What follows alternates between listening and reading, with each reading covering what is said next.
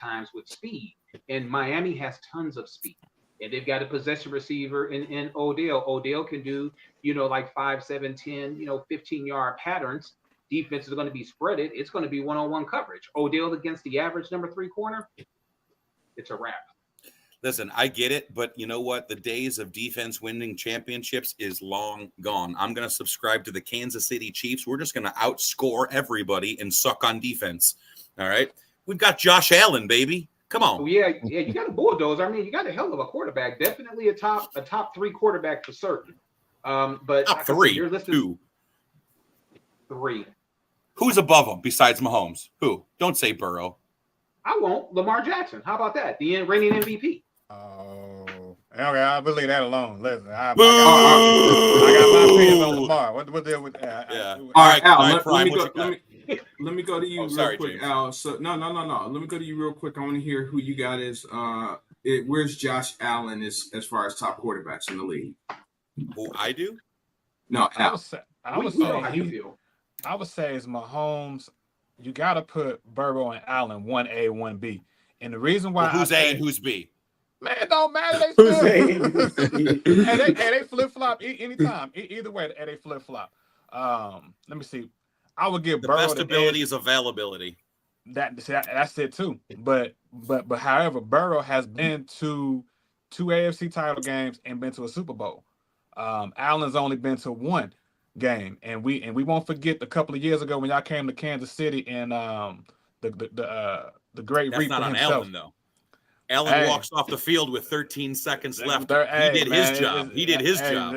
I mean, he did what he was supposed to do, man. Y'all. Allen did his job. The defense failed us. 13 seconds away, yeah. But I'm gonna say 1A and 1B. I think when it came time for closing time with the Bills, they were suspect on the defensive end. But the question was offensively. I don't like Lamar Jackson in the top 5. Me either. Here is why. He hasn't proven to me. He's been more of a running quarterback. And I know a lot of people are saying that the game is changing to running quarterbacks. But to me, a quarterback, if I'm paying you a bag, you are to get the ball down the field. Last time that I checked, because after a while, if you're running the football a lot, you're gonna be like one of these running backs looking like Zeke Elliott or Cook. I'm sorry, I'm just saying, man. What Zeke got to catch a stray like that? I'm sorry, NFC East Cowboys. You hit a nerve there. I'm sorry. My apologies. I'm trying to. He is old though, so Henry, Derrick Henry, King Henry. I mean, after a while, when are we going to get consistency from Lamar Jackson in the pocket, out the pocket with the throws? He's throwing too high, throwing too short. I mean, now he did a little bit better this past year with Zay Flowers and the tight end. Who's the tight end? Mark Andrews. They had Likely. I think and Likely, yeah. And Isaiah Likely. You're right. And the 2 tight end sets. So there was some improvement, but I'm not ready to give him time. I would put Jalen Hurts before Lamar Jackson. Oh yeah. Okay. I'll say that right now. I'm sorry. Excuse me 1 second. So Lamar Jackson last year, 67.2 completion percentage, 3,678 yards through the air, 24 touchdowns through the air, quarterback rating of 102. So that was 1 year. We need consistency. See how long he been in the first. I said he did a little bit better. I'm giving the brother his props now. He has done a little bit better. He did a little bit better. He did a little bit better. Like James knows about doing a little bit better. Okay, I just need him to stack some more. I think he. I'll say this. It's gonna happen this year. You adding Derrick Henry completely changes the game. They've had no back like this. I don't know, ever maybe. If you want to go back to like Jamal Lewis. And when they had Jamal Lewis, they ended up going to the Super Bowl. So I think this year is going to be that next level for him. I think he's got the receiver weapons. Mark Andrews is not going to stay healthy the entire year. So I would suggest you put Likely in for the majority of the time or due to, the 2 tight end set. But I think this year is the year. And obviously you're going to have to get past Kansas City. that's going to be your hardest test regardless. But I think this is the year where he shows everybody he can make it to the big one. So we're gonna move on from the NFC North because I think Prince is the AFC North. I'm sorry, Prince is just taking notes. Like, yeah, that's exactly what I was gonna say. Ooh, So write that down. Write that down. yeah. We're gonna move on from that. But one thing I do want to say before we move on to Al to cover the AFC West, Patrick, you said one thing that was highly questionable. You said you can throw the ball to Tyreek. Man, with that speed, you would never get the ball downfield to Tyreek. That's all I'm saying. Well, he's talking about yards after catch. That's what he's talking about. Yeah. He can throw an underhand and let Tyreek do what he does. Ben, I need you on the show more often, buddy, because these jokers don't understand what it's like to be a real analyst. Okay? Listen. He did Tyreek say that. Is the king of yards after the catch, man. I could just go boop, there you go, and go that way. He'll do the rest. Tua is insignificant in that offense. Tyreek Hill, Jalen Waddle, insignificant in that offense. Well, out of everybody on the panel, I think there's one person that probably can speak a whole lot about Tyreek Hill. And we're going to turn the floor over to Mr. Al right now to give us a little information on the AFC West. All right, let me change the glass. Let me get my readers on. Yeah, cheaters. Yeah. You got to be able to see, man. Yeah, age ain't nothing but a number, baby. Man, I got the gray proof it under the hat. All right. So, thank y'all again for having me. Fun fact: since the hiring of Andy Reid with the Kansas City Chiefs, there have been 18 coaching changes between the Chargers, Raiders, and Broncos. 18. The Chiefs have won. The Chiefs have won since Manning went to that last Super Bowl in 15-16. The Chiefs have won the last 8 straight AFC West. Once Manning's last year, and they lost. I want to say it was to was it Baltimore? I think it was Baltimore. Somebody, yeah, it wasn't Baltimore. It was New England. Somebody that lost to. And the Chiefs have pretty much owned the AFC West. And this really has surprised me with the job. It's truly coaching, but then you also got to have players. And the reason why the Kansas City Chiefs have been dominant, especially in Kansas City, we call it the golden era, is because, number one, no injuries. There have been no major injuries out there. Patrick Mahomes might have an ankle tweak here or there. I think he got Tom Brady trainers or somebody training him during the week. Something going on with him. TB12. TB12, yeah. We have by far the greatest tight end, and also in Kansas City, another interesting thing that they have by far probably going to be a top 5 defense going into this year. They were very underrated on defense last year. The defense really kept Kansas City going throughout the year, because we had drop passes from wide receivers, all that, this and that. But anyway, let us get to my sleeper, and let's get to everybody else in the AFC West. Because I want to start with the Broncos. Now, Sean Payton going into his second season. For those of you all don't know, who've been living under a rock, he coached in New Orleans for about 15, 16 years, took the Saints to their first Super Bowl, 3 NFC titles under his belt. Should have been 2 Super Bowls, courtesy of the Rams cheating. We're not going to talk about that. But currently, he has in his quarterback room right now, he has a Zach Wilson, a Jarrett Stidham, and a Bo Nix. And as of today, QB1 is Jarrett Stidham. Good luck with that. You have a Bo Nix, who's you have a Zach Wilson, which is crap. But then you have somebody named Bo Nix. Zach Wilson is this. That's why he ain't with the Jets no more. But a Bo Nix, to me, 56 career college starts. He probably will need a little bit more time. I think Sean Payton is trying to he's trying to build something. We're going to see what they're going to do this year. I expect them to be better than what they was. They just got to figure out the quarterback situation. They do have a great defense with Patrick Surtain Jr. on the corner. They got some good pieces. They're still trying to figure out the offensive weapons, in my opinion, a little bit in Denver. But we're not worried about Denver out here in the mid in Kansas City. Let us go to my sleeper pick that's going to make the playoffs. That's very interesting is the LA Chargers. Now, the LA Chargers just made a hire.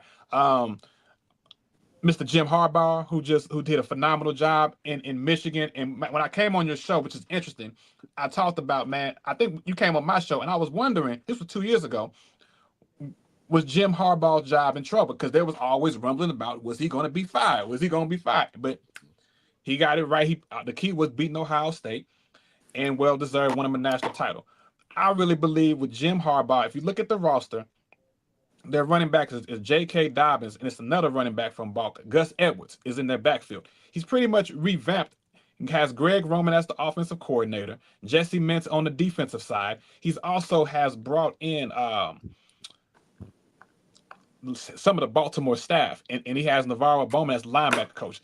I'm about to call this team San Diego. That's what they should be. They still should be in San Diego, but that we'll talk about on a different podcast. But he has a lot of, like, Navarro Bowman is the linebacker coach.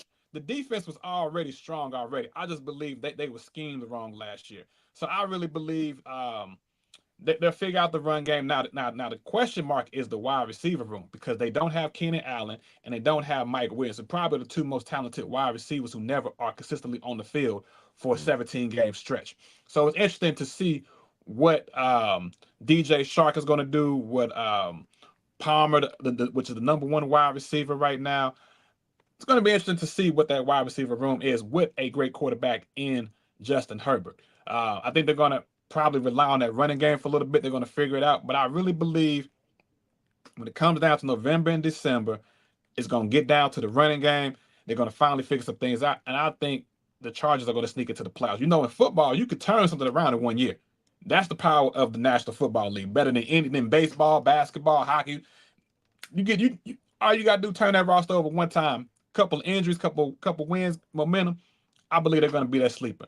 Now let me get to the other head scratcher of the AFC West, which is the Las Vegas Raiders. Now, we know Antonio Pierce, this is his first full year as head coach. I'm still trying to understand the Gardner Minshew or Aiden McConnell. I believe this is Gardner Minshew. This is going to be a chess piece before they go draft the quarterback in next year's draft. But I like the outside pieces of the tight end Brock Bowers, as well as you still have Devontae Adams. Now I'm wondering about this offensive coordinator Luke Getsy, who was the Bears offensive coordinator for 2 years in Chicago, the same one that Justin Fields called out in the media about the playbook don't make no sense. You know, he threw his OC under the bus. So that's still a head scratcher as to, okay, why we need to find out what he really about, and then this quarterback situation. But they're gonna ride or die with Antonio Pierce in that defense, and that defense is gonna keep them in games as long as they figure out how to use them weapons. But you use a 2 tight end set with Brock Bowers and the other tight end and Michael Mayer. That's the other big tight end. Oh, by the way, Jacoby Myers is a somewhat of a threat for the Raiders, but we're not really worried about them, neither here nor there. Now let's get to the one and only, the world champions. Woo! I gotta change the hat. The Kansas City Chiefs. And y'all ain't got no Super Bowls with all that booing. Anyway, let me deal with that one later. So we've had a crazy off season, y'all. We done had the parade shooting, God rest the lady soul who passed away. Then we done had people stealing cars from football players. We done had football players get arrested in Texas twice, cutting up out there, Mr. Rice. We done had some stuff. We done had animal cruelty charges on one of the players and got released. This is about right now.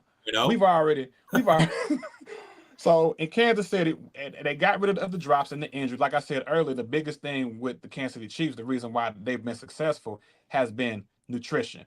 They released Kadarius Toney because he was very talented, but he couldn't stay on the field, and he had the drops as well when he was there. We also got rid of the other Mr. He didn't have no eyebrows. And I ain't no. Okay. That's all. Okay. Man, good look, Ben. Good look.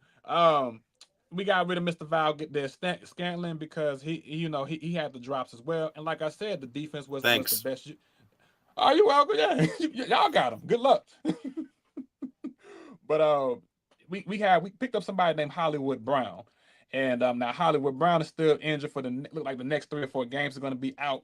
But you have him. You got Mr. Worthy, who's a great route speed runner. Also have Mr. Rice, which I think he's going to ascend to another level. We also have McCole Harmon at wide receiver, and I wouldn't say he's a favorite, but Juju Smith-Schuster just got signed a couple of days ago to help out that wide receiver room. We also have the greatest tight end in Travis Kelce. And by far, the defense is still stacked up with Chris Jones. We have Karl Laufskis. I think Karl Laufskis is a Michigan guy, if I'm not mistaken. Michigan or Western Michigan, one of the two. At linebacker, then we have a great secondary. The AFC West is going to come through Arrowhead Stadium. Right now, as of right now, but I believe that the Chargers is a sleeper team to be on the lookout for. When the Chargers play the Chiefs, they bring most times, not all the time, but most times they bring the best out of Kansas City. But I think the AFC West will come out of Kansas City, and I'll give you my picks later on. Okay, Al. So I'm just going to ask one question. We talked about in the beginning. Great job, definitely. You won Jeopardy, so you're a very intelligent man. I'm just going to ask your help on something here. You mentioned that Kansas City have won 8 straight division titles. Yeah, since let me make sure we got this correct. So they won pretty much every season that Patrick Mahomes has been, even his rookie year. So that's 7 years plus the year Alex Smith was a starter before Mahomes got there, which is 8. Yeah. Okay, so 8 straight. Patrick mentioned that Buffalo won 4 straight, and I do believe 8 is higher than 4. You're not very good at math, James. So listen. That's why I'm asking for help, man. I'm asking for help here. You're not very good at math. Final score is 8-4. The team with 8 would win, I believe, if we're not playing golf. We're coming. Listen, there's no doubt that the Chiefs have ruled the AFC conference. Okay, there's no doubt. I've got no hatred towards the Chiefs. Listen, I appreciate what they've done. They're the big brother, and we're coming for that shit. I'm telling you, man, we're coming for it. Let me add this as well. The run that Patrick Mahomes made last year, because there was a lot of talk where they can't win on the road. They can't win a road game. Going into Buffalo and doing what they did in Buffalo, and then going into Baltimore, I was nervous about the Baltimore game because I'm like, okay, Baltimore should have been able to do some stuff, but key plays at certain situations, certain times. Well, it's the same thing. I say this about Josh Allen too. Like, now that all of you talk about Diggs and Gabe Davis going away, I've said this many times. Josh Allen now has to take the Patrick Mahomes step, which is elevate everybody else around him. Okay, you saw that last year, especially towards the end of the season when they were struggling and getting stuff together. Patrick Mahomes made everybody better around him. And I'm not saying that Josh Allen hasn't already done that, but now this is going to be the first year where he doesn't have that stud number 1, that he is going to have to raise the level of play. So that's just a tout to Patrick Mahomes saying that, he's already done it. Now Josh Allen has to take that step too. And let me give to Mr. Patrick, y'all have a good coordinator. I think his name is Joe Brady. Joe Brady. Yep. Yeah, I like his style of even watching him at LSU and what he did with Burrow. Burrow. Yep. Burrow. Yep. So taking this step, I like the move that's going to help that room. It's going to bring back times of the old your former OC. That's the Giants. Dable, Brian Dable. Yep. He got that kind of feel. Joe Brady does. Yeah. Well, you'll notice too when the Bills went on their run. Oh, go ahead, Ben. Go ahead, Ben. Well, the only thing I'm gonna say is I'm looking forward to what Uncle Rico's gonna do in Las Vegas. Yeah. Good. Yeah. Uncle Rico. Well, guys, we're gonna put a. Oh, go ahead, Brent. Oh no, I only had one question for Al about the Chargers, and I was just wondering, is Jim Harbaugh, is he gonna have like the other team signals? Is he gonna have their play calls for the game? That's all I was wondering. What is the Jim Harbaugh Chargers gonna look like? He got somebody on the staff right now, man. Quietly. Yeah. And don't say nothing. They're gonna put him in the stands. You ain't even traveling with the team. I'm gonna fly you in Friday night. Don't say ish. Okay, don't say nothing. Look, I know we're talking about the NFL, but I'm gonna say one thing. When Harbaugh wasn't there for half the season, the team still went undefeated. Yeah, Jim they did. Harbaugh is going to have the Chargers very well prepared, cheating or not. That's going to be a prepared team. That team is going to be disciplined on offense, unlike they were last year. And he's going to have a great mixture of run and pass. So there are no stars. But you know what? You got Justin Herbert back there, so he's going to make the right decision. So, Al, I do agree with you. I think they may even get one playoff win. Yeah. And see, and the thing is, he hasn't had a passer like Herbert before. I mean, he had Kaepernick and he had Alex Smith when he was in San Francisco. But see, Justin Herbert is a different breed. So He's a ball. he's a baller, yeah. And that's why I picked him, because coaching, number one, you got a good coaching staff. And when that stuff get rolling, because ain't nobody really playing in September. Half these players ain't even played preseason, all right? So when they get out there, man, they still trying to get the rust off. October is really everything kick off.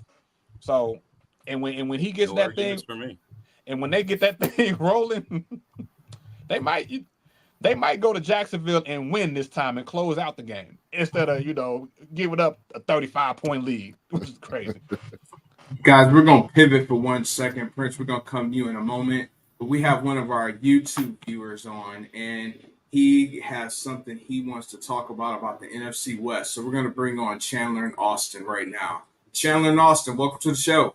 What's up? Yeah, we just wanted to.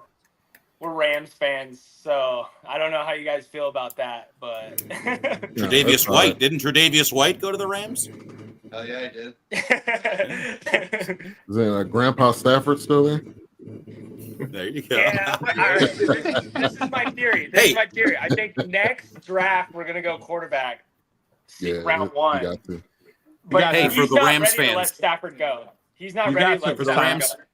It's time. For the Rams fans, how do you guys feel about Kerryon Williams taking your kickoff returns, starting running back, taking your kickoff and punt returns too? Did you hear that? I mean, Kyron. Kyron Williams. Kyron? Yeah, Kyron Williams. Yeah, Kyron no. Williams. Way too risky for him. Yeah, I feel like injury, because he was out 2 years ago, right? Wasn't he out? Yeah, his rookie year. Rookie year, yeah, he was out with something, and then it's like, oh yeah, we're just gonna put more pressure on him to like go get hit hard. So He got out from 4 weeks this year. yeah. So how you guys think, Chandler and Austin, how you guys think the Rams are going to look this year? You think they're going to make a run for the playoffs again?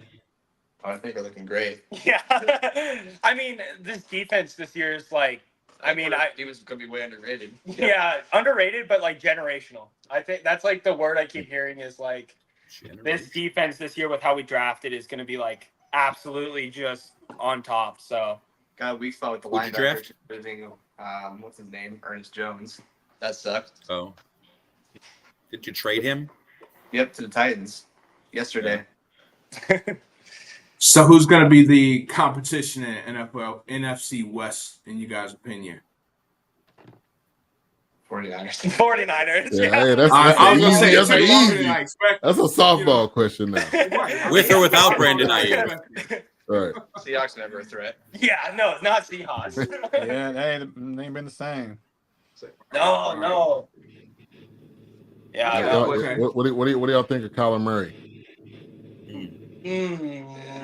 I think, yeah, overrated. Is he too small to play football? Like, No, yeah. just like a Darren Sproles type player. I don't think he's too small, but he has to pick his spots. He takes like one big hit from somebody, man. He's done. Yeah. Keep those little legs moving, young man. I'm gonna get him Yeah. I'm gonna need him getting his playbook. I'm gonna need his organization not to call him out for getting his playbook. He's playing I Madden wanna as we see- speak. Yeah, Right. I want to they see some paid Marvin him- they Harrison paid him- Jr. They said he had it's not studying the playbook, and he still got paid. So he Yeah, ain't studying the yeah. playbook. Newsflash, he not studying. Right. Yeah, that playbook. So Chandler and Austin, my last question for you guys before we let you guys get out of here. Chiefs. Well, actually, I got two last questions. Chiefs or Bills? Who you guys got? AFC Championship game. If it came down to those What? two. I It's mean, the one. It was like the Bills only win if Patrick Mahomes dies. Like, Oh, Patrick Mahomes have to get sniped. Right? oh, Wow. fire! Wow. Oh, oh. Listen, Wow. listen, it's okay. You all can hate all you want. All right, I embrace the underdog mentality. Okay, I don't we want are all. going to be MVP like 3 times without. Yeah. So my last question, Chandler and Austin, once again before I let you guys get out of here. Super Bowl pick. Who you guys got? AFC, FC, and AFC, NFC, and who wins? Die hard Rams, but like for me, honestly, Homer. yeah, right. But like me, honestly, I don't know. I don't like who's realistic. I feel like realistically, like probably. I mean, the Chiefs are so solid, especially with like their like now Mahomes has, targets for a wide receiver, but I don't know. Like it's easy to say the Chiefs. I'm trying to think of like a team that's just gonna come out of nowhere. Maybe the Lions. No, not Yes. the Lions. Lions aren't coming. No, you're good. Two We can people move who on. love to We can move I on. want, like it's just a team. I'm trying to say a team that like I wouldn't be surprised if the Packers win. Packers. Packers are cool. Packers would be a cool one, but yeah, no, it's tough. I Like don't for know. me, I'm saying Chiefs. He's smarter in football than I am, so he'll know better than anyone. So All right, well, that's good to know that you guys came prepared. Thank you guys so much. All right. I'm just kidding. yeah, I appreciate it. No, guys, thanks for joining. Appreciate it. Definitely keep watching Appreciate and keep chiming in your thoughts, please. Thanks, I guys. appreciate you guys. Thank you guys. Thank you. All right, so we're gonna jump back in, and Princeton, what do you got for the AFC North? All right, I got the AFC North, and I'm going to make mine quick. Look, unlike everybody up here, all these homers who have their divisions, and they're just picking their team number one in every single case, and they're doing all this research just because they like their team. I'm an unbiased figure. I'm unfazed because I do not have an NFL team. I simply watch for the enjoyment. I like players. So I think for the AFC North, off of all the research that I've done, an hour, I think it's really going to come down to quarterbacks. I think it's going to be a question of quarterbacks when it comes to these teams. I think it's really a 2-team division with 2 teams at the bottom fighting to see who's going to be the worst. At the bottom, I've got the Steelers. I think that it's going to be it was just came out that Russell Wilson is going to be starting, but I think by the probably a few games in, you'll probably see Justin Fields actually get in some play. But I think it's just going to come down to primarily to how the team is doing. I think if you're trying to play for your future, I know the Steelers are still trying to rebound from when they had Big Ben. I think you're going to want to go and get Justin Fields some reps. I know he hasn't looked great in his career, but you're going to want to get him out there. At third, I have the Browns. I think this is also, like I said, quarterbacks. I think it's going to be how Deshaun is going to look. I've heard that he's probably not even going to play week 1 because he has an injury that he's still recovering from. He hasn't been the same since he got paid $230 million guaranteed, which He just needs a massage. That's all. Somebody was gonna say something crazy. Yeah, exactly. I knew it was So we're gonna see how that's looked. I also see they have Jameson Winston on their roster now too, along with like 3 other quarterbacks. So it's gonna be an interesting situation over there. If Deshaun Watson can get back to 90% of the player that he was, maybe they can make a run and actually look pretty good. They also have an issue with Nick Chubb. Nick Chubb is still out as well. He's going to be out for at least 4 games, and he was a workhorse, man. He was somebody you could get the ball, and he could win you games just on his own. So we know with running backs, ACLs, they hardly ever get back to where they were before. So that'll be interesting. At number 2, like I said, I think this is only a 2-team division. There's going to be 2 teams at the top. So at number 2, I have the Bengals. I think that this is going to, once again, come down to Joe Burrow. A lot of people would put him at number 2, right behind Mahomes, as the second best quarterback in the league. And one thing that I believe it was you, Patrick, who said earlier, availability is sometimes the best ability. So can he stay healthy? His rookie year, he was out. Last year, he was out. So if Joe can stay healthy the whole year, they might be able to win the whole thing. Who knows? But I don't know if he can even do that. Also, they're having some contract issues with Jamar Chase. He's still in talks. He's not even on the last year of his contract yet, and he's trying to get a new contract already. What's going on? They're starting to become like the NBA as far as contracts go. It's kind of crazy. And so at number one, obviously, I've got the Ravens. I've got Lamar, as he's one of, if not the best regular season quarterback there is. There's no question when it comes to the regular season. Lamar is that guy. And I think with Derrick Henry, my dad knows I'm a huge Derrick Henry fan. So it's going to be nice to see him not chained down by the terrible team of the Titans, and he actually gets to show that he is still the king. And I think this is just going to lock their offense even more. I think if the Ravens can get back to their bread and butter, that's running the ball. I know they wanted to pass the ball a lot more, but we saw in the playoffs that maybe if they would have stuck to their bread and butter, they actually could have came out with the win. So that's AFC North, and that's what I got. So Prince, good job. Real quick, I'm gonna jump in here and say something. Al mentioned earlier that Burrow and Allen, and Allen was 1A and 1B. In your statement you made about Lamar being the best regular season quarterback, I think it's a 1A and 1B with the other one being Dak. Sorry, being, but you're right. I agree 100%. They definitely compete for that. I didn't look up Dak's regular season win rate, but Lamar is sitting at 74.3%. When it comes to the regular season, he is that guy. It's just the playoffs where it all goes to shit. So Chris makes a very interesting point. He said Mike Tomlin has never had a losing season. Pittsburgh will not finish last. Interesting. Anybody got anything for the AFC North? Yeah, I agree with you 100%. I think it's the two top teams. And I think probably the biggest question mark is the Steelers. I mean, you don't – it's the two quarterbacks on the team, their first year on the team. But to the comment, Tomlin figures out a way to win. So they're going to be in the mix regardless. They'll have a winning record if it's barely. But I think I agree with you 100% with the two top teams. Princeton, that was an A list. Thank you. I appreciate it. And as far as the Steelers go, I think it's time to tank. I know they've had some winning years. I think it's time to just call it quits, start tanking, get yourself a real quarterback.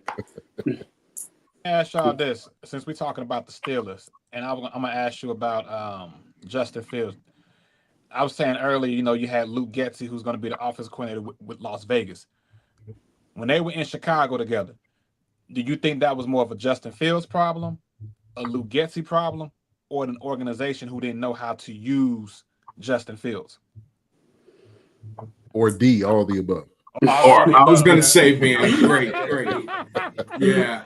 Because I'm like, all right, 33% each. But I think it's all the above. I think Justin should have gotten another year in Chicago. I really do. I don't think they had to go Caleb.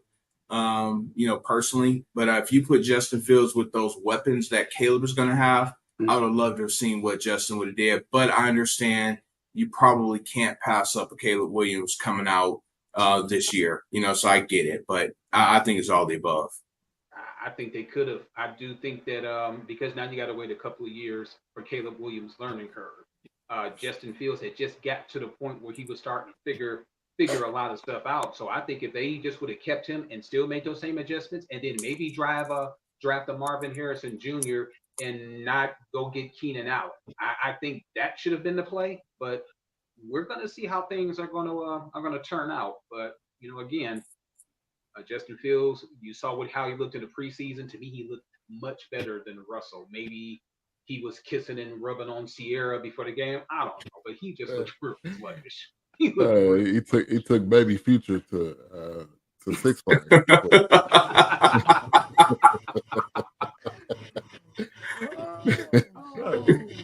Can you imagine if the Bears would have picked Marvin Harrison and picked Rome at number 9, and still got Cole?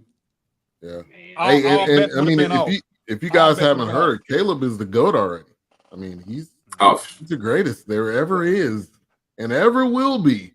Yeah. I hope he does great. But like, stop with the greatness talk already. Yep. Yeah. Bar's very low for Chicago Bear quarterbacks.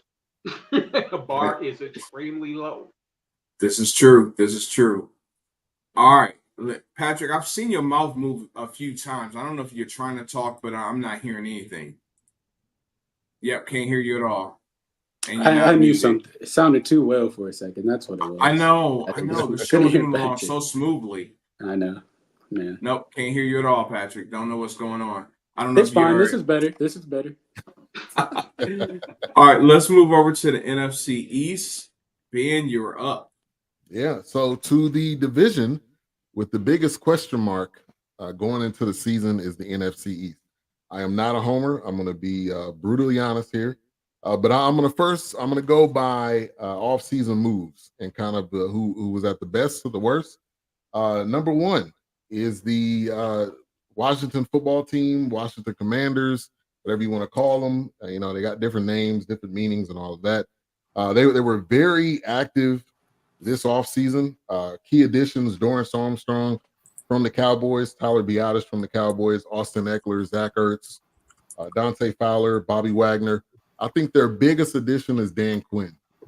Dan Quinn, who's a defensive coach. You see what he did with the Cowboys. Noah didn't pan out, but they had a ton of turnovers. That's his MO. So I think they're going to be one of the top defenses in the league. Wherever Dan Quinn is, it kind of adds up to that, besides in Atlanta. But that's the side note. 28-3. But anyway. They lost Kendall Fuller, Antonio Gibson. Patrick mentioned Antonio Gibson, Sam Howell, Curtis Samuel. So I think they are the sleeper team to possibly win this division. If things seem to go well, they drafted Jaden Daniels. Obviously, as a rookie, there's going to be a learning curve. There's going to be some difficulty there, but I think with him coming in and with the excitement of Dan Quinn, I think it should be. I think they definitely will be in the mix. Number two, we're going to go Philadelphia Eagles. Obviously, signing Saquon is a huge signing. In division, the Giants should be burned at the stake for allowing him to go to an in-division team. I don't care what you could have done, and them being on Hard Knocks was horrible, because that GM's talking about what we are going to do, and you're going to call me back, right? Because, I really like you, and it just was awkward, weird.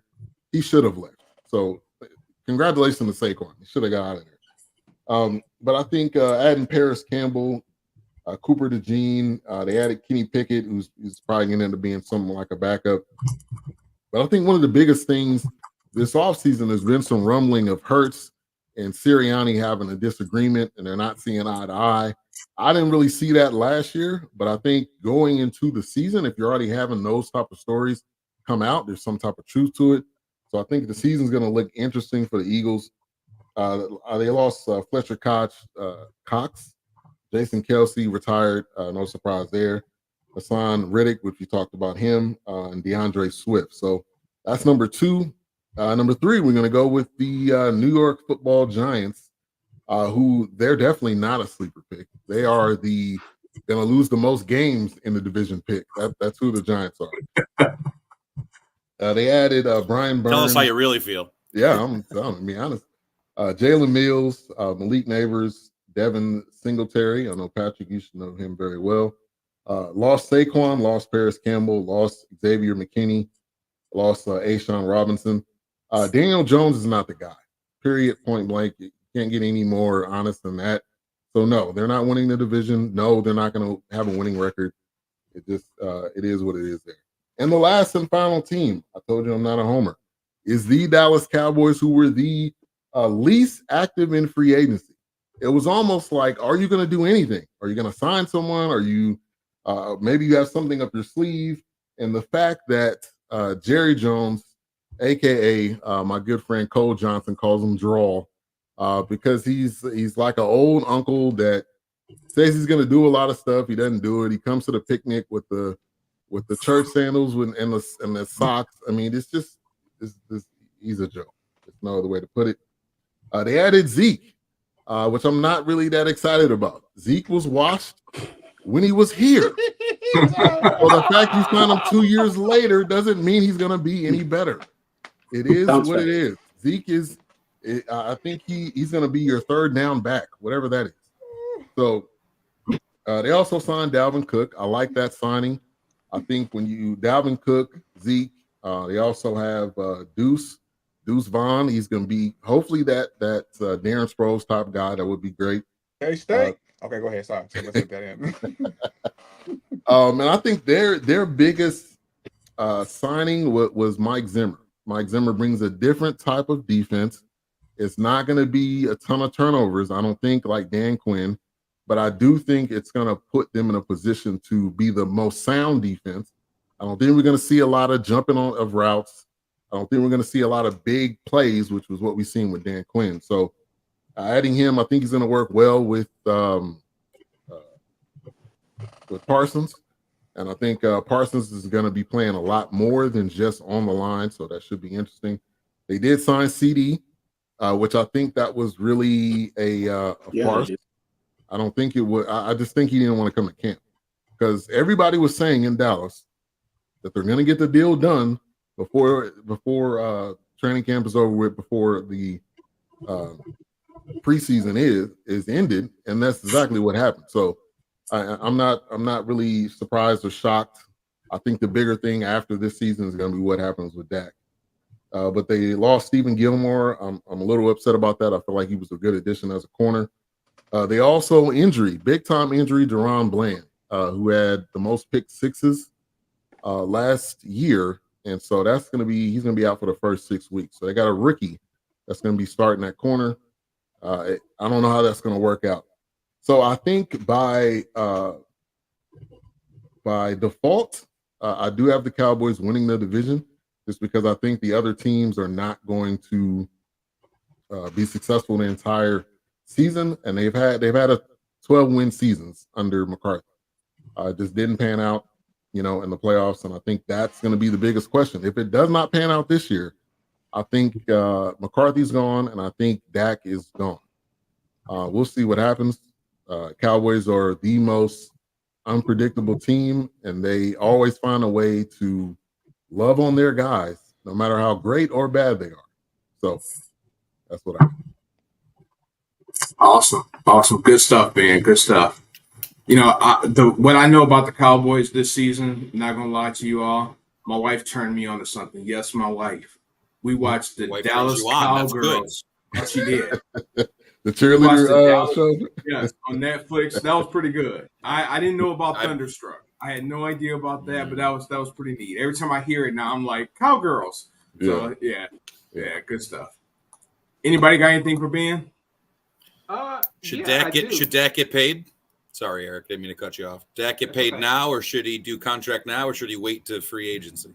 He should wait to free agency, and honestly, I don't think he should get it with the Cowboys. I think you've done it long enough.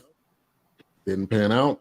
That's coming from a Cowboys fan. That is coming from a Cowboys fan with a Dak jersey. Regrettably, I should have went one rack over and got the Parsons jersey. But anyway. I think it's time for a change. It's time to rip that Band-Aid off. They just been penny pinching and just doing the bare minimum and expecting to win when it matters. That just hasn't worked. So you need to draft Trey Lance.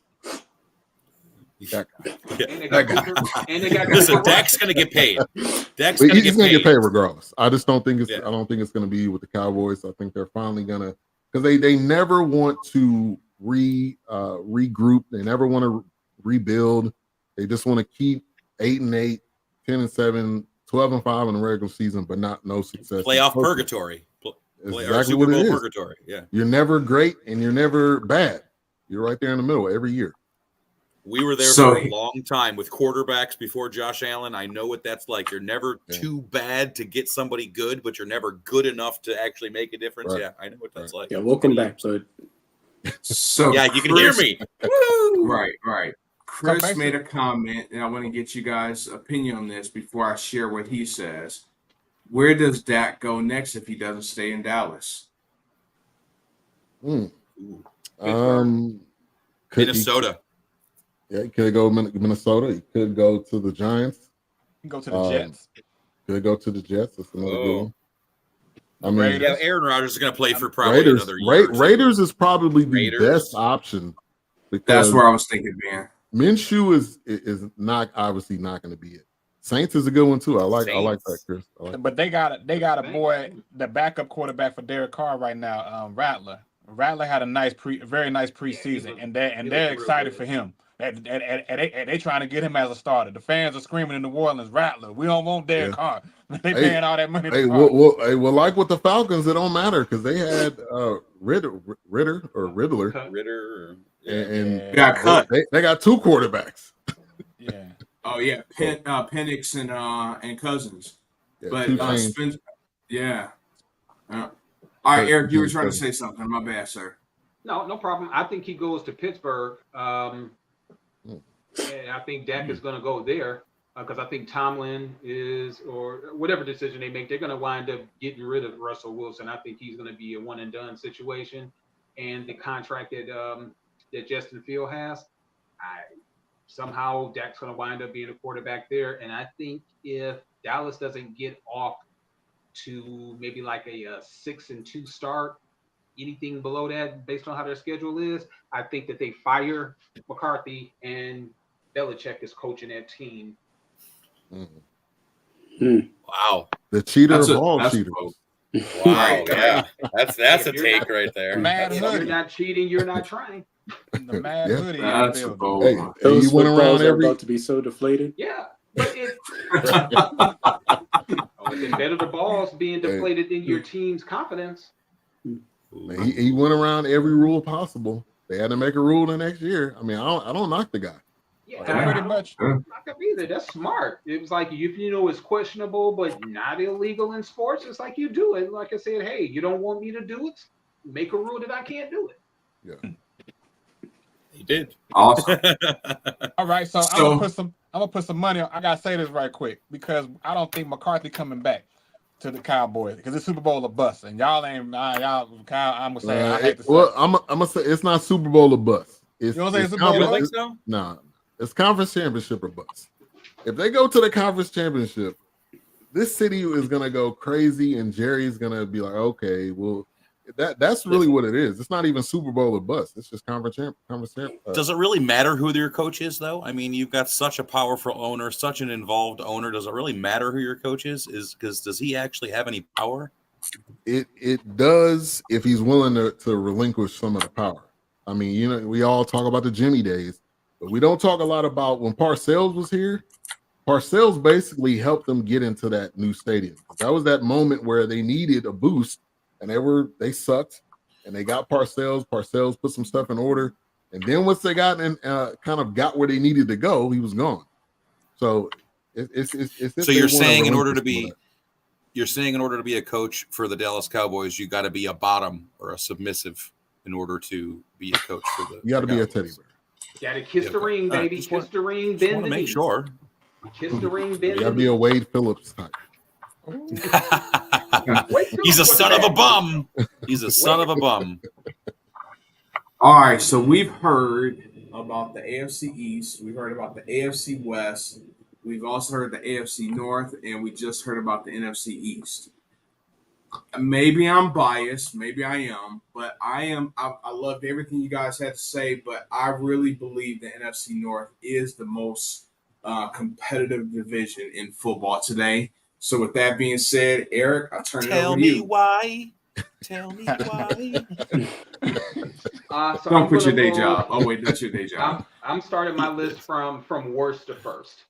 Had to make a couple of edits to this because, man, I'm going to start with the Minnesota Vikings. I think these guys are going to wind up going 6-11 in the division. They've got so many injuries, you know, to their roster. TJ Hawkinson is on the injured list. JJ McCarthy is on the injured list. But they still have some talent, though, because even though I'm thinking if these guys are going to go 6-11, they may wind up surprising us depending on how fast these folks recover from the injury. But anytime that you got Justin Jefferson on your team, that's a plus. Of course, the minus to that is that you got Sam Darnold as the quarterback. So I don't Got to get it to him. yeah, you got to get it to them, and their offensive line is suspect. Like I said, if Minnesota was healthy, I really saw Minnesota challenging the Lions for the division lead, but they got to get healthy depending on how fast they recover from their injuries. They've got a fairly decent defense, from the line to the linebackers, to their corners. They've got a decent defense, but like I said, Sam Darnold just don't move the needle at quarterback. So again, 6-11 for Minnesota. The Chicago Bears. Like Ben was saying, they pretty much have already anointed him the king of Chicago. You got a nice team. You've got DJ Moore, you've got Keenan Allen, you've got Swift, you've got Cole, their tight end. They've got a good offensive line. I think Chicago's going to go 9-8. I question Chicago's secondary. In a division where you've got Justin Jefferson and St. Brown and all of these fantastic receivers, their secondary is suspect. But I think that Chicago may sneak in the last playoff spot and they may go 9-8. The Green Bay Packers, I think that these guys are going to go 11-6. Jordan Love, the way that he came on during the second half of the season kind of reminded me of what Jared Goff did. He showed up to the party late in the season, showed what he can do now that he's got a full year up under his belt, a full training camp with his 5 receivers. I think the Green Bay Packers are going to be 11-6. And barring any injuries, I think that they may even get another playoff win like they did against the Cowboys last year. Sorry, Ben. And then no offense taken. We didn't show up. Yeah, that was I felt really bad for the Cowboys. Not really, but I did. The Detroit Lions, the Homer team. I think that the Lions are going to go 14-3. I think that they're going to wind up with the number 1 seed in the NFC. They retained their core players. Those guys went through training camp with a chip on their shoulders. Heard multiple times when they were playing the New York Giants in their dual practices, how they was just really just anxious to get out there. The Lions caught some really bad breaks last year. I don't mean to keep picking on the Dallas Cowboys, but the referees really screwed them out of that game. Had we won that game, we would have had home field advantage throughout the playoffs. And then the whole San Francisco situation where the Lions basically took their foot off the gas, I think the crowd would have kept them in the game. They wouldn't have taken their foot off the gas and they would have went to the Super Bowl. But, from top to bottom, I think the NFC North is going to be the tightest division in football, with very, very little separation. But I think on a talent perspective, both sides of the ball, offense and defense, the Lions have young corners.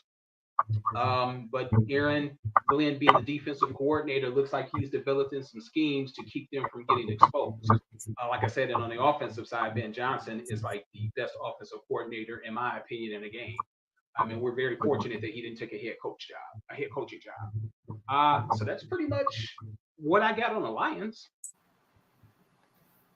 Okay. Awesome. Good job, Eric. Anybody got something for Eric? Hey, I'll say Dan Campbell is one of my favorite coaches. I mean, just how he motivates his players. That he can relate to the players because he's played. He's one of my favorite coaches. I would have loved for him to come to the Cowboys. Obviously, didn't happen. Shout out. I'd run through a wall for him. Yeah, definitely. What I'll say is I honestly think Green Bay has a very good shot at winning the division, and this is coming from a Lions fan. Josh Jacobs, that's a huge addition. The Packers always have a great offensive line. They're going to pound the ball. They can pass. Jordan Love, like you said, Eric, what he did, last year was amazing.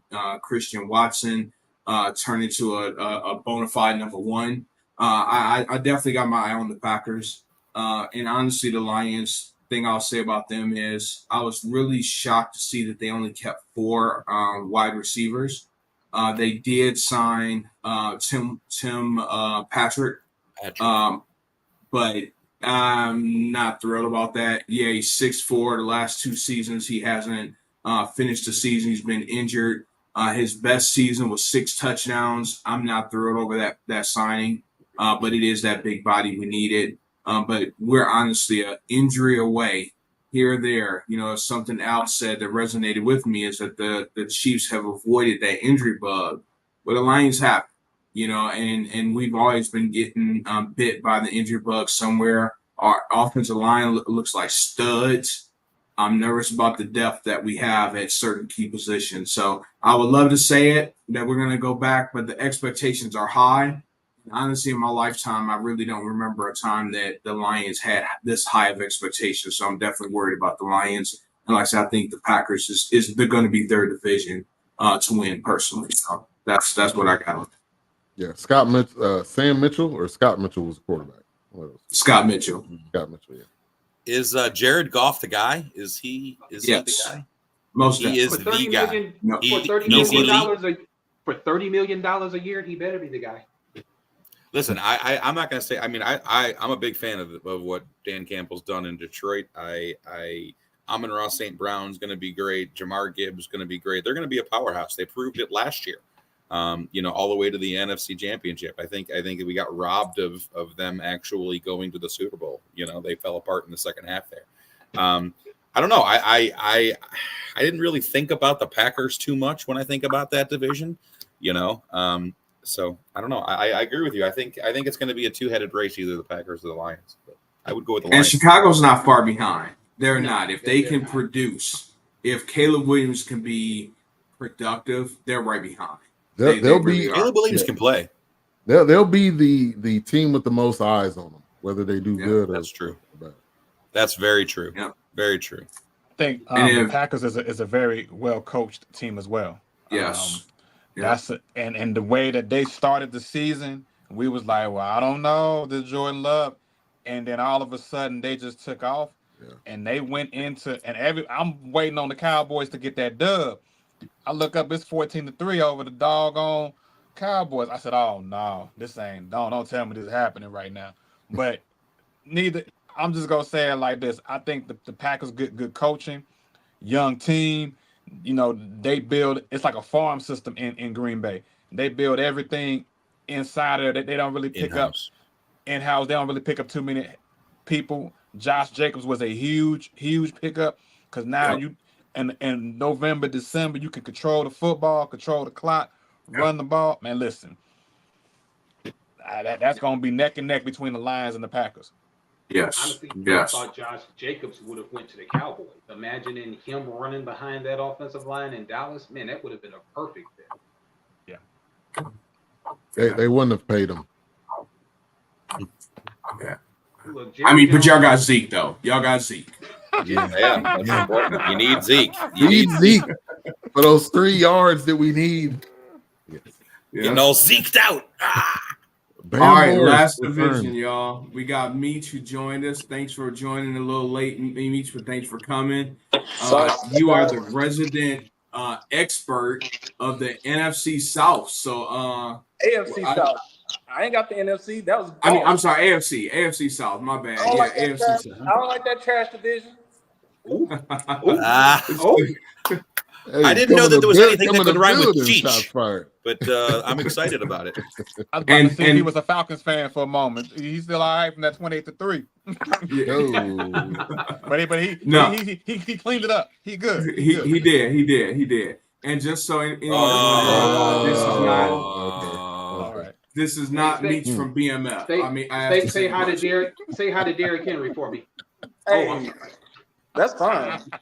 So look, I'm not even going to start with that team right now.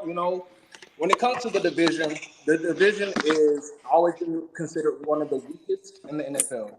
Whether that's the NFC South or the AFC South, is always a toss-up.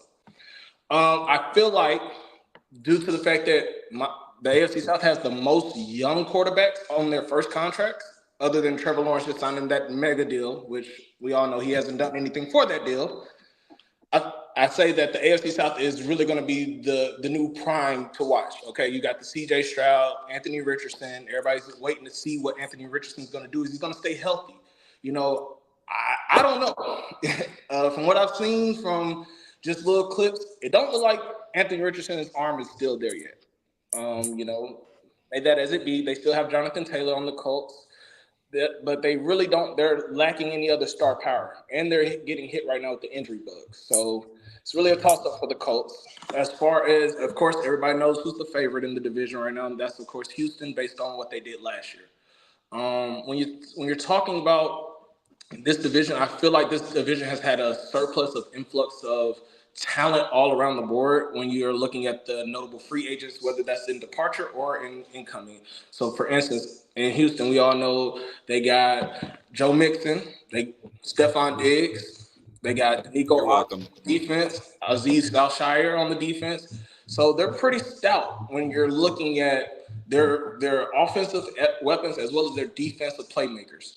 So Houston should be the considered favorite in this division right now, only because everything else is still unproven. With that also being said, I just feel like at some point, once we've all seen those teams that go from the worst to the best, and then the next year they can't do the same thing. They can't recuperate that same type of success. And I don't know. I feel like people are going to key in and lock in on the CJ Strouds and just certain plays that they're doing that it's not going to be as explosive and successful as it was last year. Last year, it came on the scene. Nobody knew what to expect. Nobody knew how Miko Ryans was going to actually run that team, if they was going to be a successful team. We got to think about it. They haven't even had any real success since, what's his name? Bill O'Brien. And Deshaun Watson. So if you think about how far back that is, that Deshaun Watson was actually on the Houston Texans, that's the last time the Texans really had any success, whether it be seasonal or in the playoffs, which we all know they always choke in the playoffs. Jacksonville, I honestly feel like Jacksonville will be the third best team out of this division. Trevor Lawrence, I don't think Trevor Lawrence is the guy. I'm sorry, I've seen him in Clemson. I've seen him here play in Georgia even, because he's a Georgia boy. And it's one of those things where if you've been the guy for every step of your way and you never really had to fight for anything, you're not used to, actually having to fight for your spot. And let's be real, who's behind him? Mac Jones? He has no worries. Let's be real. Who's behind him? So it's really, he's never had to worry about quarterback competition or really having to be put on the hot seat. But now you just signed a mega deal, making you one of the highest paid quarterbacks in the league for what? Has they done anything in the playoffs, fellas? I'm being like general question. If y'all know something that I don't know, maybe I was gone or something. But I haven't seen Jacksonville do anything in the playoffs, literally. And then last year was supposed to be their supposed year, but y'all got knocked out by the Titans, who had our worst year yet. So how can we really say y'all are a playoff caliber team or really that contention team in the AFC South when y'all got kicked out by a team that literally won, 7 games last year? And then last but not least, I think the second team, the sleeper team, is going to be the Titans. Now, I am a little biased. We all know. I just showed y'all I'm a Tennessee Titans fan. I was born in Nashville. So, look, I live here in Atlanta, Georgia, but I'm a Nashville-bred boy. So, I stick with who I stick with. You feel me? Early days. I'm not no bandwagoner. Look. Appreciate the loyalty, baby. Appreciate the loyalty. Hey, somebody has to. with everything going on nowadays, everybody just jumping on whoever's the hot team. Nah, so I understand everybody's thought process. Y'all don't have Derrick Henry. What will y'all do? Y'all not even the Titans no more. Where is Derrick Henry? Yes, we all know Derrick Henry, the king, is gone to Baltimore. Baltimore hope they have success. I hope Derrick gets his ring. But this is something that Tennessee has never done. We've never been a pass first team in the 30 years we've actually been in Tennessee. And even when we was in the Houston Oilers days, they've never been a pass first team. If you look at what Tennessee has always been, it's been a run heavy team with good defense. We look at Earl Campbell, the Eddie George, Chris Johnson, Derrick Henry. All of those are literally the Mount Rushmores of running backs, 2,000 yard a year, guys. So this being a pass first team, and with the free agency signings we did do in free agency with Calvin Ridley, Tyler Boyd, I think the dynamic of everything is setting the quarterback Will Levis up for success. And you hire a coach who's literally coached Peyton Manning, Derek Carr, Matthew Stafford in their best years. And Joe Burrow. He's the reason why Joe Burrow went to the Super Bowl, because if y'all remember Joe's first year, Joe got hurt, but Joe really wasn't playing how he was playing that second year when they went on their Super Bowl run. That's because Callahan literally told him, stop going for the deep ball. We're going to do the short, intermediate, play the game how it comes to you, and then take our deep shots when they're open. So I feel like that's gonna reel Will Levis in, who has a strong arm, to be like, okay, I'm gonna just take whatever the defense is giving me and not trying to go for that kill shot every time, because that's what killed Will Levis last year.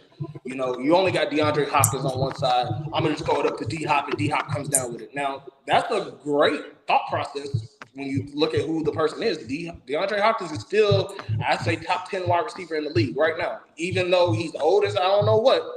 You're over 30, put up over 1,000 yards last year, over what I want to say 7-8 touchdowns last year, and you're playing behind a trash O-line. So the O-line's revamped for the Titans, and then when you look at the defensive side, the signing of L'Jarius Sneed, I'm not gonna lie, that solidifies that the worst thing the Titans have always had is terrible corner and safety play. Terrible in the last 5-6 years. When we had Mike Vrabel, one of the best head coaches the Titans have ever had, we could not stop people from bombing on us for nothing in the world. But then you bring in people from Cincinnati like Chidobe Awuzie. You trade for L'Jarius Sneed. Then you got Quandre Diggs and Jamal Adams signings, as well as they just signed the linebacker for the Rams. They just traded for the linebacker for the Rams yesterday, who led the Rams in tackles last year with 147 tackles. So now you're looking at a defense that now has the pieces to literally blitz you at any point from any direction, as well as the back end being man-to-man, because that's what the DBs need. They need to be playing man-to-man. When you got a L'Jarius Sneed, a Awuzie, and then even the unsung hero, which people don't talk about a lot, Roger McCreary, in this is his third year, but he's from Auburn, so he's an SEC guy. He's played most of these guys that we're going to have to go against, the Jamar Chases, the Justin Jeffersons. He's played them in college, and he actually shut them down in college. But, you know, I think that's really the sleeper team, and a lot of people are, you know, sleeping on the Titans zone because they don't have Derrick Henry. What they going to do? Who they got? A revamped O-line? Hey, I don't care what nobody says, but I'm a football coach and I'm a football player. If your O-line is trash, I don't care how good your quarterback, receivers, or running backs is. Because as we've seen, even though we had Derrick Henry last year and the year before, the Titans O-line was trash. I'm going to be real. We've been trash for the last 4 years on the O-line. And this is coming from a diehard Titans fan. So, you know, I'm telling you, like, if I'm saying that's trash, I'm speaking on it. I've watched them. And so now you're looking at first-round picks for your center, your left guard, and your left tackle. And then your right guard is also a first-round pick. And then your right tackle is also a first-round pick. So the whole O-line is all first-round picks, all within, let's see, the oldest person on that line is the center. He's been in the league for about 4 or 5 years now. This will be his 5th year. But everybody else is still young. But everybody is still a first-round prospect. So now you're looking at a revamped O-line behind a revamped offense with a brand-new head coach and a brand-new defensive coordinator. I think that's what's going to set the AFC ablaze, because a lot of people, like I said, of course everybody's going to pick Houston to be the main guy. Hey, I love it. As a Titans fan, I love to see that. Like, it was funny. I was actually watching another podcast, the Pivot Podcast, and they was in Tennessee, and Fred Taylor, running back for the Jaguars, said, one of my guys told me that Stephon Diggs called the Texans and said, I want to go down to Houston and play with them so that way L'Jarius Sneed can't run away from me. I want to play him twice a year. That's what he said. And when he said it, the look on L'Jarius Sneed's face was like, yeah, and I'm ready for it. Twice a year. I can't wait. That's a competitor. Yeah, that's that dog in him. Like, he was like this. I'm glad and this is exactly what he said, I'm glad he made that call. Now he can see me twice a year. So I feel like a lot of people are counting the Titans out, and that's fine. And that's what we want. Like, I'm not going to lie to you. As anybody who's ever watched anything or heard anything about the Titans, we don't want to be in the national media because we understand we're in a small market. Tennessee's always been the small market team, but Tennessee has always had a good team. It's just because the market's so small that people don't really pay them no attention, and that's fine. Hey, we'll go fly under the radar and come up, 10 and 7? I honestly think that's a reasonable and it all falls on Will Levis. If he can take that year 2 leap, the Titans will be in contention for at least a wild card spot. I don't see Indy actually progressing because, like I said, they have the injury bug, and it's all going to depend on what Anthony Richardson does. He's not actually on the field right now to even go through all the reps. you're missing valuable mental time and valuable practice reps. So it's gonna be extremely hard for you to try to get that in. What football season starts next week, to try to compact all that in and try to get all the reps you need to get in to get very comfortable with your receivers in that short of time, and still hope that your arm is still good. I don't see them making a big leap. And then Jacksonville, honestly, I can only say them losing Calvin Ridley, but then signing Gabe Davis does not replace Calvin Ridley. I'm gonna be real. I had Gabe Davis in my fantasy last year, and 1 week he'll be the hottest receiver in fantasy. The next week he's nowhere to be found. 1 week he's the hottest dude in fantasy. Next week he's nowhere to be found. So that inconsistency is not going to mold well for Jacksonville. And all Jacksonville wants to do is try to throw. But y'all have a decent running back with Travis Etienne that y'all should give the ball to. But they know that their O-line is still suspect as well because, hey, they haven't invested in it. And I think the one thing that a lot of teams do nowadays, they don't build from the ground up. They don't build. You're supposed to start in the trenches. I'm sorry, it's not the sexiest pick to go ahead and your first round pick to pick a lineman or a left tackle or whatever. It's not sexy. We all know that. We all want a receiver, bright new shiny toy. It's a shiny car. Like, you know, when you get that shiny car, oh, I want to take it for a spin right now. That's what happens when you get a receiver or a running back or a quarterback tight end. But if you have, like I said earlier, you have no line to protect you to throw that ball to the tight end receiver or give it to the running back to hope they can find a hole, you're not going to be successful. And I feel like they're doing the backwards thing. They're not building from the trenches, whereas Houston, Tennessee, they're built from the trenches. Indy's O-line is too old. They're not going to be able to sustain. So that's just my take on everything when it comes to the AFC South. My pick for the win will probably be Houston. My sleeper team is going to be the Titans. I don't see Indy actually being any bit of relevance right now. And I honestly say it's kind of funny. I feel like when they did Andrew Luck the way they did Andrew Luck, they started to get their curse. Like, I believe curses are real, y'all. Like, I'm not gonna lie. The Titans have had a curse for years. You know why? Because they did Steve McNair dirty. They locked him out the building. R.I.P. too, man. R.I.P. Look, watch that documentary if y'all haven't seen it on Netflix. That documentary is cold.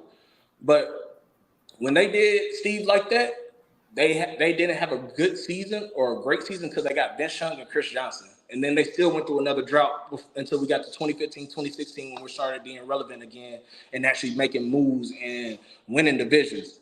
Same thing with Atlanta. Atlanta did Vic wrong, and that curse has followed them, literally. Like, so I do believe that curses are real. So I don't know. I think them booing Andrew Luck off that field that day after he announced his retirement, and then them not realizing, like, this man put his whole body and life on the line for y'all for years, and y'all didn't even have an O-line to protect him. So now he's trying to take care of himself, and y'all gonna boo this man because he's trying to protect his mental and his health? Yeah, I don't see y'all actually getting over that curse no time soon. Even if y'all have an Anthony Richardson, he and like I said, that's Anthony Richardson is just another shiny toy. It looks nice. He has a cannon of an arm, but accuracy issues, and then reading defenses. Those go hand in hand as a quarterback. And if y'all seen any of his tapes from Miami, he can't read defenses, and he's not accurate. And anything you saw last year of him scoring, it was him running the ball. I think he maybe had 1 or 2 throwing touchdowns, and that's because he had a big tight end. But their big tight end is hurt already and out for the season. So y'all's main weapon is Michael Pittman Jr. and a rookie and last year's second round pick, Josh Downs. So I just don't see it being beneficial for them to actually do anything that's going to be worth talking about. Like, I feel like even if we talk about this 5-6 weeks from now, it'll be like, so let's give an update how y'all feeling about the division. It's going to be the same topic for me. They haven't done anything. Houston's showing that they're the strong ones. Tennessee is coming up behind them, trying to make sure that that y'all got something to talk about. So those are my takes, though.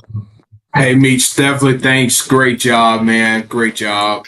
Definitely appreciate you joining. You know, definitely to tell us about that. And I got one last question for everybody. And we're like 30 minutes over, so keep this brief, please. No, you didn't talk 30 minutes. You're good.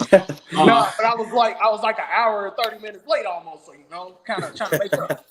Yeah, it's all good. So keep this brief for me. I'm gonna go around the room. I'm gonna start with Princeton. Want to hear who you think is gonna come out of the AFC, come out of the NFC, and who's gonna be the Super Bowl champion. Prince, let's start with you. All right, I'm gonna go against the grain, and I'm gonna say it's gonna be the Chiefs versus the Cowboys. I'm Wow. gonna say Chiefs are gonna win. Whoa. Ooh. Okay. Wow. Eric. I knew I liked you. I knew I liked you.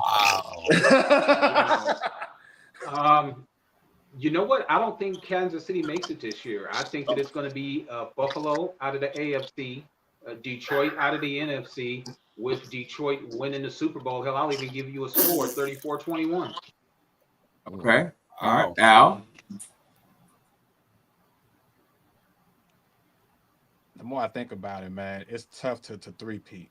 And we've had a lot of distractions. And as a Chiefs fan, a resident Chiefs fan, I'm not I like my team, I listen, but let me start with the NFC first. The NFC is wide open. I'm gonna go with Green Bay coming out of the NFC. The AFC, I'm going to choose that nice shiny toy in Houston for right now. But it could change in 8 weeks. So Houston, Green Bay. I'm rolling with Green Bay as the Super Bowl champion. All right, Ben. So AFC, I'm gonna go Ravens. I think this is the year that they put it all together. Derrick Henry, I think, is a missing piece that they needed.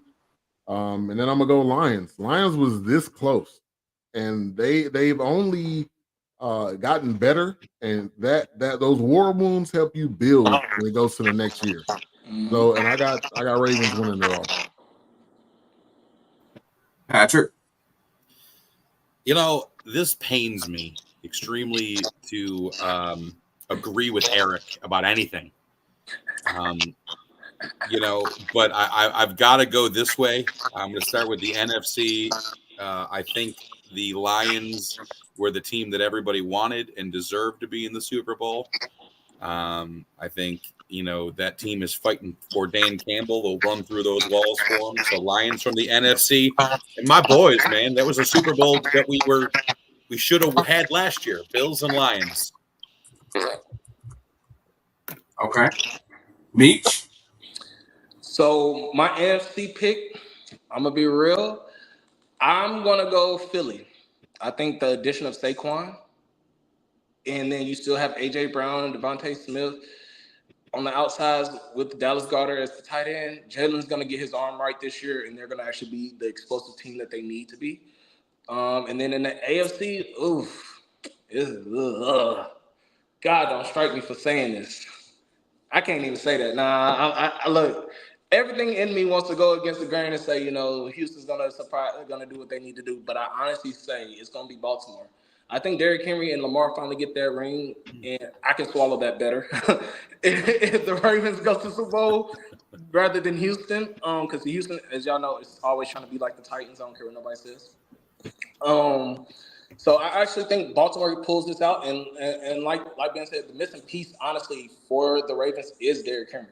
Their defense has always missed out. They've always had a good offense. They've just had terrible injury bug and health issues at running back. And Derrick Henry's not one of those running backs that's gonna just go down easy or like be hurt. Even when he's hurt, he still is 1,000-yard. He's still 1,000-yard rusher as we speak. So 1,000 plus double-digit touchdowns. Then you got that read option with him and Lamar. Who's gonna stop that? I'm being real. Like, even as a defensive coach, I'm a defensive coordinator, and I'm thinking, like, how would you even go about game planning to stop a read option between Derrick Henry and Lamar? It's to really pick your poison at that point. Can't. You can't. So I think we're gonna get us a good Super Bowl, and it's gonna come down to the wire, probably a 24-21 game. But Baltimore's gonna end up taking this one this year. All right. And that leaves me. In my heart of hearts, I want to agree with Eric, at least on the NFC side. I would love to see Lions, Buffalo, couple buddies here, that support both teams, but I don't think it's going to happen. I really have to go with KC coming out of the AFC. And the NFC, I think it's going to be San Fran again. I'm kind of surprised I didn't hear San Fran at all. But I think they're going to do it, especially if Brandon Ayuk stays, especially. But I think it's going to be a repeat, and I do believe that it's going to be a three-peat with Kansas City winning it once again. So that's my picks. So I'm gonna be real, James. San Francisco. The reason I didn't pick San Francisco, y'all. Okay, it's a history of San Francisco right now. A lot of people don't know about it. Colin Kaepernick, Jimmy Garoppolo, Brock Purdy all have the same win-loss record stats, only missing a few losses, few wins for each of them. Same QBR, same completion, same touchdown to interception ratio. This is around the time that Jimmy Garoppolo and Colin Kaepernick and the 49ers fell off for both of those quarterbacks. So I don't know if that's a curse thing or if it's going to just, history repeats itself, but I kind of feel like San Fran's not going to be that team this year. Not like we always see them being in the forefront. Listen, I didn't pick San Francisco because they're not going to have a left tackle. Trent Williams. I mean, yeah, come on. And Brandon Ayuk, are you gonna play? There's too many question marks for me in San Francisco. Ayuk is going to the Commanders. You heard it here first. Quite possibly. Who knows? Ooh, I just don't want to see that rematch. We've seen it so many times. Like, please, someone, please. It's like someone, Cleveland please against knock out Golden Jake State. Paul. Yeah. Mike Tyson, please just handle Yes. knock out Jake Paul. Yes. It's the same thing. And his brother Logan too. Hey, yes. Yeah. Logan is fucking up the WWE.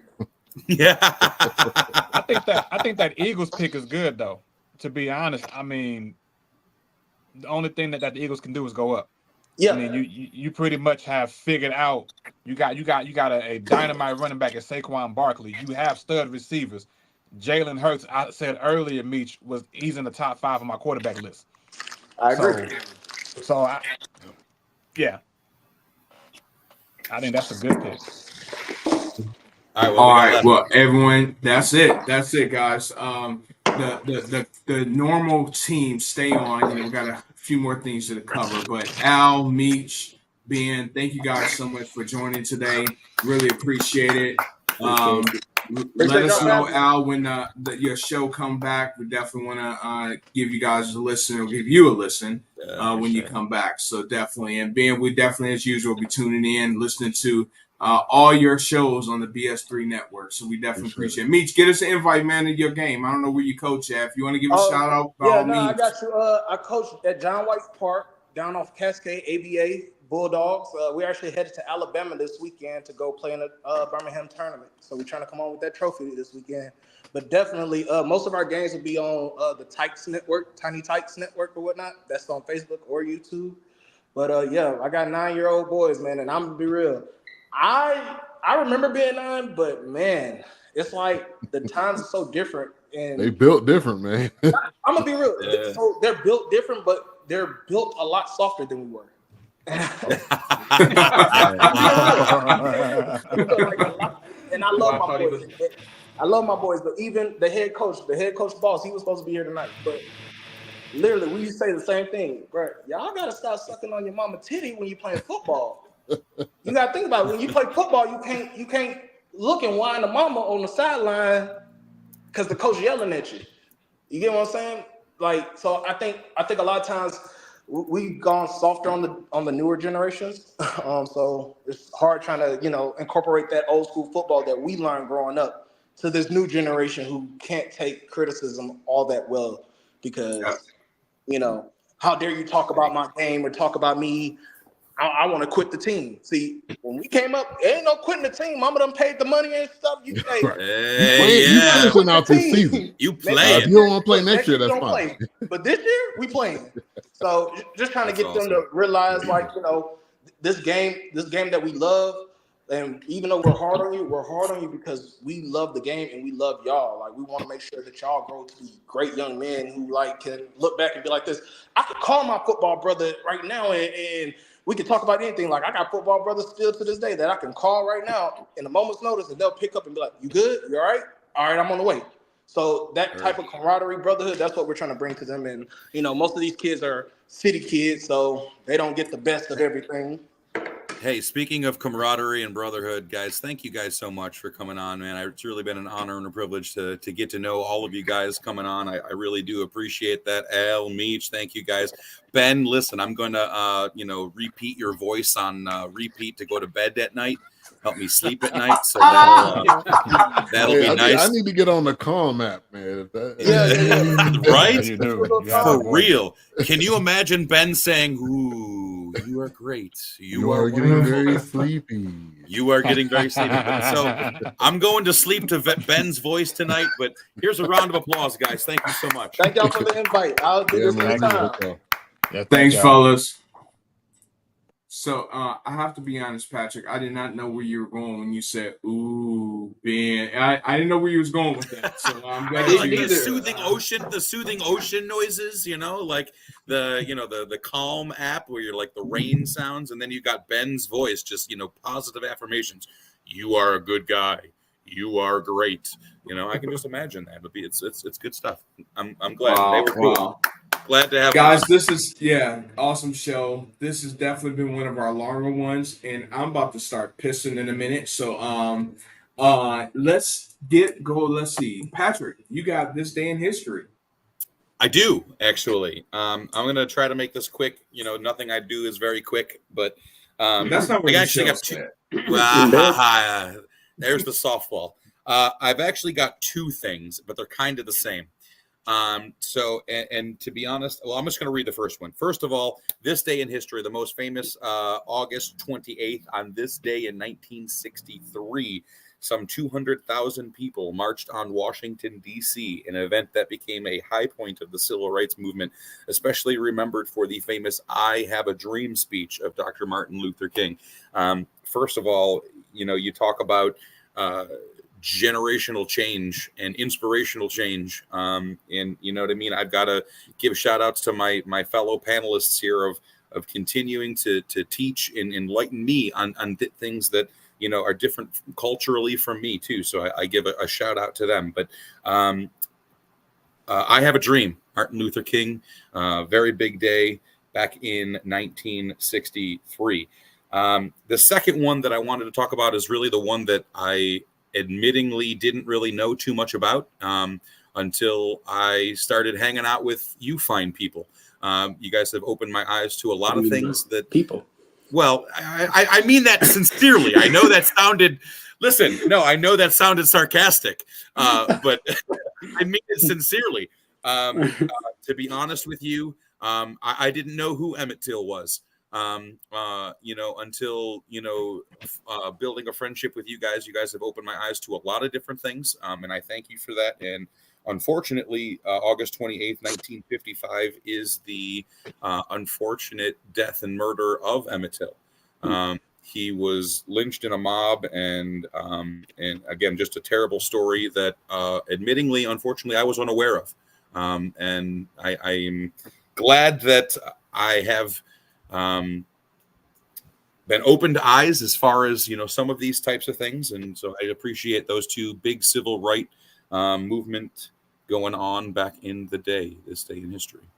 Isn't it crazy? I just have one small interjection, Joy. Isn't it crazy? Like you were an educator, but isn't it crazy stuff like that isn't taught in not Black history, but just isn't taught in history? Period. It shouldn't be like a Black history thing. It should be a history lesson. No, you're right, and it's not something that I'm necessarily proud of. It's not something that I having a closed-minded viewpoint. But like I said, that's why I continue, and it's not the only reason that I hang out with you guys, because you guys are pretty fun also. But you guys continue to open my eyes and enlighten me to things that maybe I didn't have experience with growing up. And like I said, I want to know that, let you guys know that everything that you say, I do hear and internalize, and I enjoy real conversation with you guys. And that wasn't in addition to the stupidness that we have. That wasn't even a shot at you, just like the school systems in general. Like it should, nobody should get to adulthood and not have heard of any of that. I agree. But unfortunately, Prince, and I agree with you, and that's something Patrick and I talked about. And matter of fact, just had that exact same conversation when I first talked to Patrick about Emmett Till. I remember that conversation very well. But what's so interesting to me, and this can be a whole nother conversation, for another day, of course. But what's funny is we want to remember certain things about history, but we also want to forget certain things about history. And that's unfortunate. You know, who gets to pick and choose what we remember and what we forget? Those stories that Patrick just brought up are stories that people want to forget about. Let's forget about what happened in Emmett Till, but let's remember 9/11. Let's remember the Titanic, right? You know, it's like, just remember certain things, and it's like, why? You know, why do we pick and choose? Once again, that's a topic for another day. One thing I do want to mention, Patrick, thank you for sharing that. As far as the march on Washington, I do believe Eric was working security that day. Patrick, Eric, what was that day like from where you were standing? I was hoping that somebody looked exactly like you would have gotten beat up in that crowd. That's what I was hoping. And Patrick, go ahead, Eric. No, I'm sorry. I did want to comment, Patrick, about what you said about being enlightened. As an African American, I understand that the civil rights movement was not just Black people marching for their rights. We were marching hand in hand with all ethnicities. So that's why when folks bring up, let's just say, Black Lives Matter, when something like that happens, you can just insert whatever injustice is occurring. But all walks of life matter, and all people matter. And I know that you have your struggles too, struggles that I probably couldn't even begin to understand. And then it's the same thing, you know, with me. I don't know what it's like to be a white guy. But I do know what it's like to be a Black guy to walk into a store and then people are automatically looking at you, or get pulled over just because you're Black. Now, folks say that it's not a thing. Driving while Black is a real thing, right. But it is. And I've learned a lot, you know, from you too, Patrick. There's a lot of things that you do. You seem like you're an excellent dad. The relationship that you have with you and your father, I love the way that you treat your dad. Love the way that you talk about your wife in a positive manner. You got some things that are going on, but you always have a smile on your face. And I greatly appreciate you as my brother. I really do. I appreciate that, bud. For real. And James in Princeton, thank you, Pat. Crazy. Well, I just want to point out one thing that Patrick said on how a statement he made could have been so different. He said, "You find people." Had he taken the word "find" out, it'd have been a whole different statement. Yeah, you people. But listen, did you understand? Did you see the response from all of you when I said "you find people"? Look, I just was clarifying. I was clarifying if you meant like us three. Or well, you're so used to my sarcasm. You're us three representatives. No, listen. In all seriousness, guys, I do appreciate your perspectives, your points of view. Nothing you ever say falls on deaf ears. Listen, we're going to agree on certain things. We're going to disagree on other things. But it would be crazy of me to sit here and say that I haven't learned anything, you know, just from being your guys' friends. So I appreciate that, and that's in all seriousness. That's no BS. We're friends. We appreciate you. So we're I know we're friends, right? Hey, we're gonna talk real quick about next week's show, and then Prince is gonna take us off air with his version of Spitballing. So next week, God, somebody, same time, same place. Season 3, episode 15, weight loss surgery, life before and after. We may have a couple of guests on to talk about this. You know, if we do, great. If not, you know, I definitely can share some things about it. I've gotten a lot of questions about this, a lot of questions. So it'd definitely be a great opportunity to educate some people. I'm not an expert by any means, but I definitely learned a lot throughout my journey. And as a matter of fact, this coming Saturday is going to be my 1 year. 1 year ago is when I actually had surgery. So definitely would love to talk a little bit about that and just kind of what life was like before and after. And to one last thing I'll say about this, to Eric's point, you know, we don't know what we don't know, right? You know, and I don't know fully what it's like, as Eric said, to be a full white man or a full Black man. You know, there's a such thing as light skin privilege. You know, it really is. There's different types of privileges. I know that's a little sore spot in some conversation we have, Patrick, but it is a thing. And something I want to talk about is food addiction. It's something that you all may not have, but it definitely something that contributed to where I was pre-surgery. So I definitely look forward to talking a lot about that. And I'm sure if we do have guests, they'll have some things to say about food addictions and life before and after surgery. So with that being said, it is time for Spitball. All right. I know we've been here a long time already, so I'm going to keep this spitballing short, but concise and to the point. My spitballing this week is about you guys, really, but it's about old people. It's about senior citizens. What the heck is up with old people and thinking they can say whatever they want just because of their age? Look, I don't care, Granny, that you're 80 years old, you're 90 years old. The way I was raised, if you want respect, you got to give respect. So just because you've been here since the dawn of time doesn't mean you can walk around complaining about or saying whatever you want or just being disrespectful. I guess they feel, and I'm not just talking about people in your family. Like, I'm just talking about in public. You could be out at a store, and just because someone is barely getting around, they're in one of the scooters, they feel like, I don't know, they have authority over you just because of your age. Hey, that's not how life works, buddy. Just because you're on the way out doesn't mean you can talk any way you want. So that's my gripe, is that if you want respect, give respect. Doesn't matter if you're 6, doesn't matter if you're 96, like most of the people on this podcast. That's all I got.